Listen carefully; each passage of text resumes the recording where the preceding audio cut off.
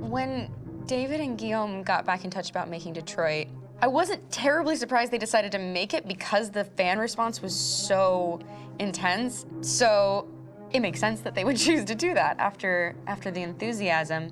It was a challenge, and it was just an interesting thing to get my head around how to approach this character now as a different, much older person, and whether or not she had changed. And I'm very happy to say that with Detroit, I've had the opportunity to see Kara grow so much more than I ever expected. You do the housework, the washing, you cook the meals, and you take care of... God damn it, where the fuck's the rat gone now? Alice! Alice! I mean, she starts out essentially how she does in Kara in a very, not robotic, but, you know, android, other way, and getting to take this journey where she becomes more and more human as it goes on. You know, and as an actor, that's a wonderful exploration in every way, whether it's how she sits, her posture, how her voice changes, how emotions change, and how much emotion is based on things like empathy and social experience. And so having, you know, as much material as I got with David to have this huge, nuanced arc was really incredible. Why couldn't we just be happy? This experience has been quite different than the experiences I've had shooting film or TV or doing theater work. I have 83 dots on my face and a really flattering black wetsuit type thing, and you're jumping around with props, and it's kind of like being a 10-year-old imaginative kid, which is fun. There's 80 cameras around us. It's already lit. So we just shoot and shoot and shoot and shoot and shoot. There's no change of sets, there's no hair and makeup, there's no wardrobe, so we move really fast, and we'll go through about 35 pages in a day. Working in TV or film, we'll probably do 6 pages a day.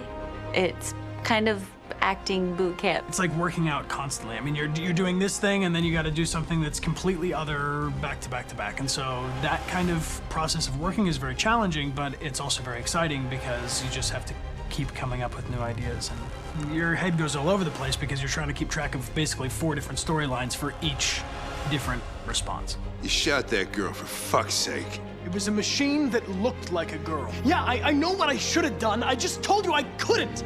All right, I'm sorry. The fact that David Cade, he's telling like many stories interwoven from beginning to end is super complicated and super impressive, and I have no idea how he keeps it all in his head. He's not just the writer or the director who's seeing this from the outside eye, he's also thinking about the player walking through this space. You know, only somebody who really, really loves not the work, but like these characters and these stories and cares about doing something meaningful would invest that much in it. And it's always inspiring to work with somebody who cares that much. My experience with motion capture is this one. And I found it sort of terrifying in a way because they said the computer's going to build you. But then as we got into it, I realized all the elements of it were still artistic. I just dipped into a really brilliant setup here. I've never seen anything like it. And this won't turn me into a product because I was playing a character.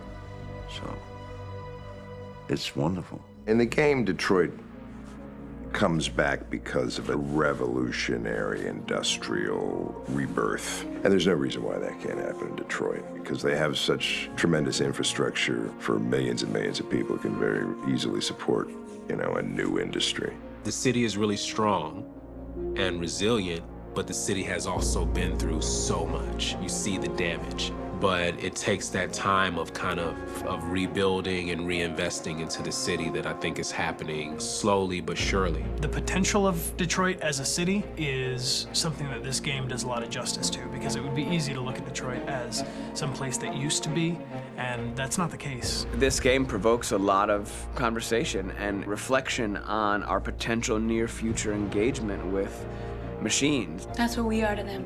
Just merchandise on display in a shop window. I think that a group that feels marginalized, feels like they deserve and have earned access to themselves and the environment around them, and are trying to figure out a way to articulate how to get freedom. What was I designed to be? Their slave? Their toy! It plays with your comfort levels. You think that this is fine, you're comfortable with it, until something blurs the line and throws you off, and now, do I feel differently about whether this should be allowed? Should it be banned? Should it be encouraged? You're gonna ruin our lives, and for what? For a bunch of machines? They are not machines! They are alive! I'm alive! You're alive! They're nothing! There are lots of comparable comparisons to any type of persecution of religion, race, etc., dating way back. It can't just be a video game where you shoot 'em up or where people make these choices to do whatever. I think that's the whole point. You have the choice, and you can either choose to go in one direction with your character or another. And I think that's going to be very telling about the gamer. Very telling. I think there's going to be a really strong reaction to this game, which has such a strong perspective.